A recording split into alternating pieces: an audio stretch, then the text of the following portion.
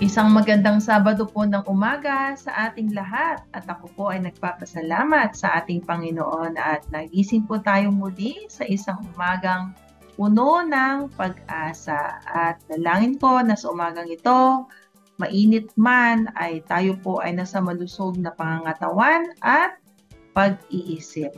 Welcome po sa 11:43 DZMR para po sa ating programang Usapang Pangkalusugan. Ako po muli si Dr. Jennifer Gatiwan C., your program host, at samahan niyo po ako sa loob ng kalahating oras at pag-usapan natin ang isang napapanahong usapin. Speaking of panahon, napakainit po ng ating panahon at ating pong nararanasan ang mga kondisyon na tinatawag na hypertension, heat stroke, or mga heat exhaustion. So yun po ang ating pag-uusapan natin. Dahil nataon din po na ang buwan po ng Mayo is also Hypertension Awareness Month.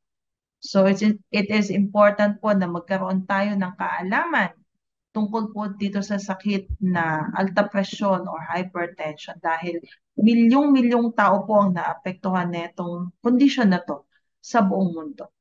So, speaking of milyon-milyon, ito po ang ating key facts. Ito ang mga katotohanan sa sakit na, sa condition na alta presyon or hypertension. Alam niyo po ba na meron daw around 1.28 billion adults na ranging mula sa edad na 30 years old hanggang 79 years old ay may sakit na hypertension. At most of them, two-thirds, ay makikita po sa bansang low and middle income countries tulad po ng Pilipinas. So mahirap na nga, andun pa yung mga may matitinding sakit.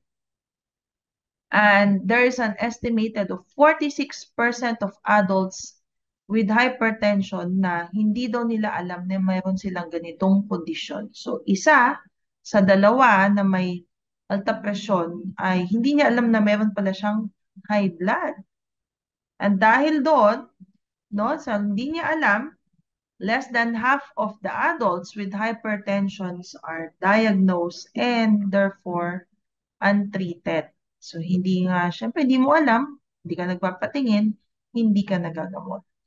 Doon naman daw po sa na-diagnose, kung ikaw ay nagpagamot, isa sa lima, around 20%, will have it under control. Kung ikaw ay siguro masunurin sa iyong mga doktor o ikaw ay binabago mo ang iyong lifestyle. And because of that, no, isa nga sa dalawa, hindi mo alam, hindi ka nagpapatingin, hindi kontrolado. Therefore, hypertension is a major cause of premature death worldwide. So, isa sa matinding dahilan. Hindi ho pandemic, kundi etong kondisyon na tinatawag na hypertension. At ito pong sakit na hypertension ay tinatawag pong non-communicable disease. Hindi po nakakahawa, pero global problem po ito. At syempre, ang goal natin is to reduce the prevalence of hypertension by 33% between the years 2010 and 2030. So we are now 2024. Pero madami pa rin nga daw pong merong kondisyon na hypertension. So, kaya po meron tayong mga ganitong programa na nagbibigay ng kaalaman sa ating mga mamamayan, lalo na sa mga nakikinig po ng 1143 DZMR. So, ating pong pinagkuhanan ng source is of course World Health Organization and the other mga journals po. Okay, so let's have an overview. Hypertension or high blood pressure daw po is when the blood pressure in our blood vessels sa ating mga ugat-ugat ay napakataas. And very common, nasabi nga natin, at pag hindi nagamot is very serious. So ano nga po ba, paano ba na-explain tong mataas ang blood pressure sa ating ugat? So alam naman po natin, ang ating dugo ay umiikot po to mula po sa puso, ng ating puso ay ito po yung ating pumping organ sa ating katawan. na ipapump out niya yung blood palabas sa puso at ang ating dugo ay ikot nga to supply the oxygen, the nutrition that our body needs. So each time the heart beats, it pumps blood into our vessels sa ating mga ugat. And because of that pumping mechanism, nagkakaroon po ng pressure. Okay? Dahil itong pressure na to, ito yung pushing energy that will force the blood against the walls of our blood vessels, particularly po yung arteries. So, yung pong yung mga kanal. Okay, so kailangang ipump, dadaan sa kanal. Okay, yan din po yung mga ating ugat-ugat. And the higher the pressure na gagawin, the harder the heart has to pump. Ibig sabihin, yung resistance ng ugat na pipigilan niya yung pagdaloy, kailangan lakasan ng puso i-pump para lang umikot o dumaloy yung dugo. So, doon nag-uumpisa yung tinatawag nating high blood pressure. Yung resistance ng ating mga ugat-ugat sa pagdaloy ng dugo. Okay, so yun po yun. So, people with high blood pressure, kadalasan nga ay hindi nadadiagnose dahil hindi po nila nararamdaman ang kanilang simptomas. And the only way to get to know is, alamin po natin yung ating blood pressure sa pamamagitan po ng yung BP monitor. Okay? So, ano po ba yung mga bagay-bagay na pwedeng mag-cause ng ating alta presyon? Siyempre, pag nagkakaedad na, nagiging brittle yung ugat, genetics na ipapamana, lifestyle, dito po yung pagiging overweight or obese, kulang sa exercise, at ang ating kinakain ay very high in salt at sa pag-inom ng alak at iba pang bisyo. So, lifestyle modification po talaga ang isa sa factors na dapat nating baguhin. Okay, so mamaya i-explain po natin ulit yon. Actually, we've been explaining this for the past since sa ating programang Usapang Pangkalusugan ay taon-taon po ay nabibigyan po natin ng emphasis. So when you say blood pressure, dalawang set of numbers po itong ating pinag-uusapan. Yung unang number, itong tinatawag nating systolic pressure. Ito po yung pressure na kung saan the blood vessels is yung resistance po ng ating mga ugat against the flow of the blood coming from the heart. So yun po yung pressure na kailangang na-test, okay? Now, yung pong pangalawang number, yun naman po yun is represents of the pressure in the vessels when the heart rests between beats. So, kung walang pumping, kumbaga, yun yung pressure na hindi related dun sa pumping mechanism ng heart. Okay? So, the first pressure is pag-pump ng heart, yun yung ma-detect na number. Yung pag nag-relax yung heart, meron pa rin naman pressure yun para tuloy-tuloy yung flow. Yun po yung diastolic. Kaya mas mababa. Okay? So, hypertension is diagnosed when measured in two different ways. The systolic pressure readings daw is around 140 millimeter mercury pataas.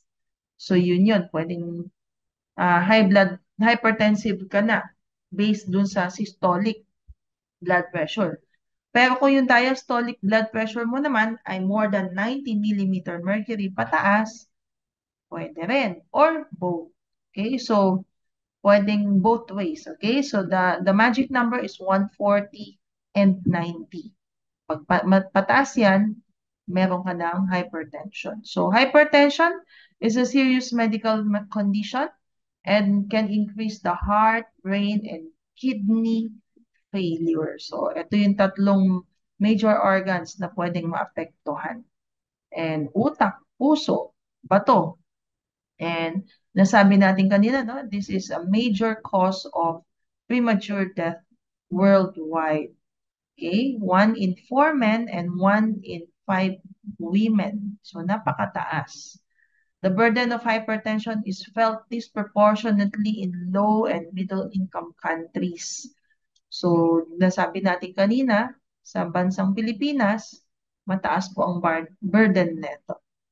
So, yung pong mga risk factors, dalawang klase, modifiable, ibig sabihin, pwede namang hindi natin ginagawa, pero dahil sa ating lifestyle, ay nagkakaroon tayo ng alta presyon. Ito yung unhealthy lifestyle, unhealthy diet, excessive salt consumption, diet high in saturated fats, trans fats, ayan, yung mga fast food, no?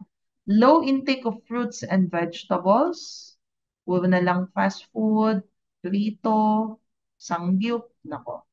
Physical inactivity and consumption of alcohol and tobacco, and of course, being overweight or obese. So, yan po yung pwede nating baguhin.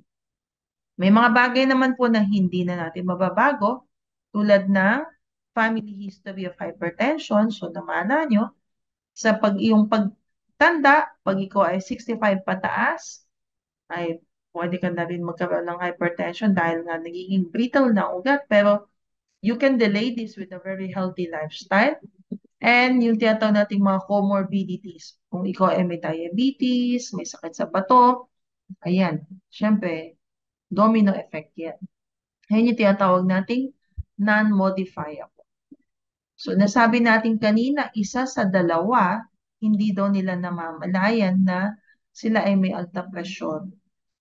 So, ibig sabihin, mostly, walang symptoms, pero kung talagang mataas na, meron ka din naman nararamdaman. Pananakit ng ulo, panlalabo ng paningin, paninikip ng dibdib, irregular heartbeat, kung minsan nagno-nosebleed, may pumutok na ugat, no?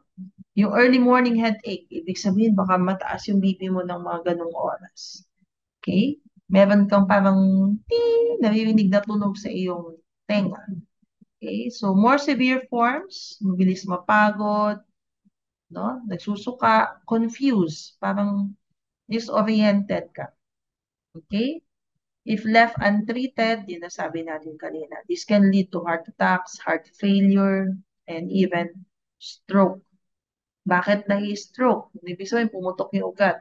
It can be due to the blocking, no? Hindi na talaga dumalo yung dugo or bursting of arteries, pumutok. Okay? Hindi kinaya ng ugat. So, yan yung tinatawag nating bleed. Okay? Sa kidney, pwede ka magkaroon ng tinatawag nating kidney failure. Ayan. So, we have to check our blood pressure because this is the best way to know if you have high blood pressure. Marami naman na may mga even watches, no? Mga digital gadgets to check our blood pressure. So, if you are experiencing those symptoms na nasabi natin kanina, better see your doctor para mabigyan ng karampatang lunas. So, ano nga ba ang ginagawa natin sa isang taong medyo may ganitong condition na? So, nasabi natin kanina, di ba, may mga modifiable risk factors.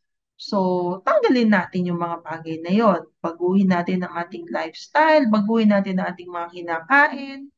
Kailangan gumalaw-galaw, itigil ang paninigarilyo, pag-inom ng alak. Ayun. So, eat healthy, okay? Lose weight, be physically active, and quit all your vices. Yun naman tinatawag nating non-modifiable risk factors na sabi natin kanina, no? Kung ikaw ay may diabetes, kailangan makontrol ang iyong blood sugar, okay? Kung ikaw ay may chronic kidney disease, so kailangan ikaw ay regular talaga na nakikita ng iyong doktor. Kung ikaw may sakit sa puso, mataas ang iyong cholesterol, may mga certain medications na pwede nating i-take para makatulong sa pagbaba ng ating blood pressure. But more than anything, those medications, yung pong modifiable risk factors, yun lang tanggalin natin. Matutulungan na natin ang ating katawan. So, hypertension can be managed by reducing and managing mental stress as well. regularly checking our blood pressure, and of course, seeing our doctors para mabigyan po ng tamang management ang ating condition. Ayan. So, yun po yung hypertension. Pero ngayong tag-araw, meron po tayong isang klaseng stroke o situation, sakit na nararanasan karamihan because of the very uh, hot weather. Ito po yung heat exhaustion. Ano po yung pinagkaiba ng heat exhaustion sa heat stroke? Actually, they are technically related. Yung isa lang po ay mas malala na. So, his heat exhaustion, according to our source po, is ito po yung nangyayari when our body loses excess amount of water and salt.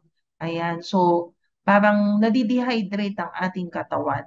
Typically, during sweating. So, dahil napakainit, syempre magpapawis tayo.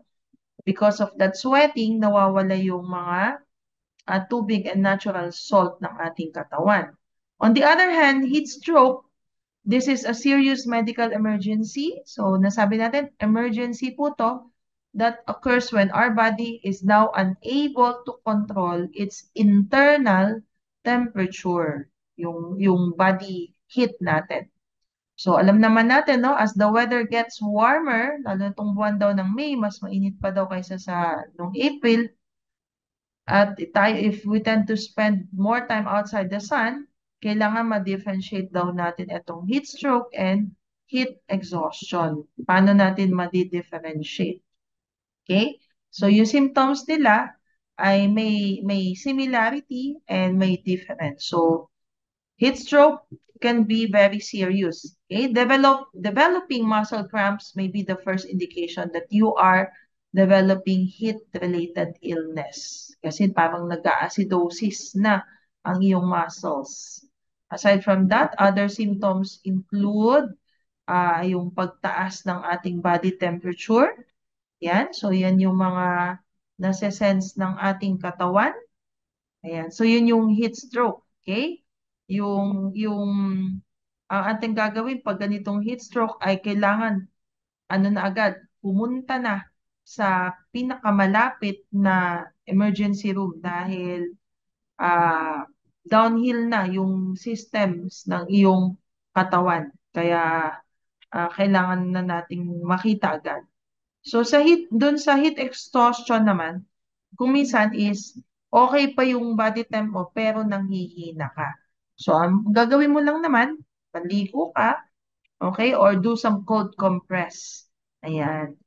Sa heat exhaustion, pwedeng nagpapawis ka pa. Pero sa heat stroke, pwedeng wala na. Pero ang mapapansin ay mabilis na yung pulses. Kasi nako-compromise na yung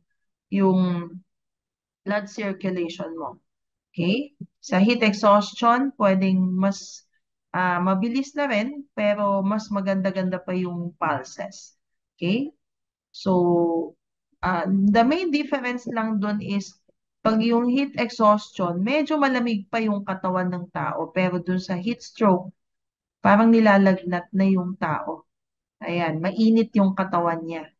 Yan. So, yun yung pinaka-difference. So, what to do? Kailangan ay doon sa taong medyo nakakaranas nito, kailangan ilipat natin siya sa mas malamig na lugar, yung may air conditioning preferably or shaded area. Painumin kung kaya pa niya, okay? Dahil gising-gising pa naman to. And of course, bring to the nearest emergency room for proper evaluation and management. So both heat stroke and heat exhaustions are caused by our body's inability to cool ourselves na. So kailangan natin ng additional support. So doon sa mga nag-exercise, nagja-jogging, nagji-gym, just make sure na you are well hydrated pa din para to avoid yung dehydration. Kasi yun lang naman talaga eh. Avoid wearing heavier tight clothing. So mas maganda talaga presko yung ating damit. Avoid consuming alcohol dahil ang alcohol po alak pampaihi. So lalo ka pang madidehydrate. And even caffeine, coffee, avoid taking those mga drinks na even mga energy drinks po, kasi may caffeine po yan, ihi ka ng ihi, pwede kang ma-dehydrate. So, yan yung mga dapat nating iayos. Sino yung mga taong at risk for heat exhaustion or heat stroke? The very young and the very old. So, kids 5 years old and below, hindi pa nila kayang i-regulate ang kanilang body temp. Kaya as a pediatrician, may mga pupunta ngayon sa clinic, may lagnat yung anak, pero wala namang ubo, walang sipon, hindi nagtatae, hindi nagsusuka. Actually, hyperthermia po yun. Hindi lang niya ma-regulate yung body temperature niya dahil hindi pa kaya talaga ng katawan. Or for the elderly, it's the same thing, no? So sila po yung at risk. For some people na may mga medications na iniinom, especially for those with high blood pressure, yung iba po kasing gamot sa alta pressure ay pampaihi din, just to lower the volume load ng katawan, they are prone to dehydration, they're prone also to heat stroke as well. People who are obese, ayan. So, prone ka sa heat stroke or heat exhaustion. For those people na galing sa malalamig na lugar, tapos nagbakasyon sa atin, sa mainit na bansa, pwede din tayong ma-heat stroke. At sa ating bansa ngayon, na very high heat index, na andun po tayo sa tinatawag na danger zone, ayan. So, um, above 42 degrees, nasa danger category na tayo. So, ang ating everyday temperature is nasa danger category. Kailangan po ay ang ating sarili, ang ating katawan ay well hydrated. So, pag dinala po sa emergency room, of course, i-check yan ang kanilang body temp, check po yung kanilang mga vital signs, some blood tests to check if their kidneys are working well. So, yan, the same management po sa mga nag-high blood. Yun po yung ginagawa. So, better have your water with you palagi. Huwag nagkakape, huwag umiinom ng alak para hindi mo tayo ma-dehydrate. So, we should beat the heat, ika nga. Okay? Para kung kinakailangan huwag lumabas, huwag na munang lalabas. Pero kung ang trabaho mo ay lumalabas ka talaga tulad ng pagiging construction worker, use lightweight na damit, okay? And keep yourself well hydrated at kung pwedeng mag-shade para hindi naman tuloy-tuloy na naka-expose sa araw. Yun ang ating gagawin. So sa ating pagtatapos, we would just like to share this verse from Ecclesiastes chapter 3 verse 1. Sabi niya, there's a time for everything and a season for every activity under the heavens. So we are now witnessing this El Nino effect, no? The extreme heat. And we know the power of God is in all seasons of our life, be it El Nino, be it La Nina, we could witness his power. No? So just as our Creator set the earth in motion to regulate the days and seasons, He also set our solar system in motion and balance. So what are we supposed to do? Sabi din sa Proverbs chapter 3 verse 5, trust in the Lord with all your heart and lean not on your own understanding. So we may have different reasons about what we are experiencing right now. El Nino, La Nina, kumisan dahil din sa ating kapababayaan, sa ating kapaligiran, napuputol natin ang ating mga puno, we are not being good stewards, but time and again, we have seen the mighty hand of God in the history of mankind through His Word and the Bible. He can withhold rain as a punishment for His people. He can stop time to help His people as well. No? Nung panahon ni Moses, nung naglalaban, God can stop time. No? He can also cause a deluge nung panahon ni Noah, na kung saan bubuhos talaga ang tubig. And He can use weather disturbances for His purpose. So one thing that we must do is, as followers of Jesus, is to believe and trust in the Lord. And don't try God, because to try God is a lose-lose scenario daw yan. And we are destined to failure. So we just examine the teachings of the Bible No? Sabi niya, sumunod tayo sa kanyang mga set of rules. And if we ignore those rules, this is a recipe for disaster. So, He has rules for our body, He has rules for our environment. Sundin lang po natin yan. So, God's teachings are divinely designed to help and assist us.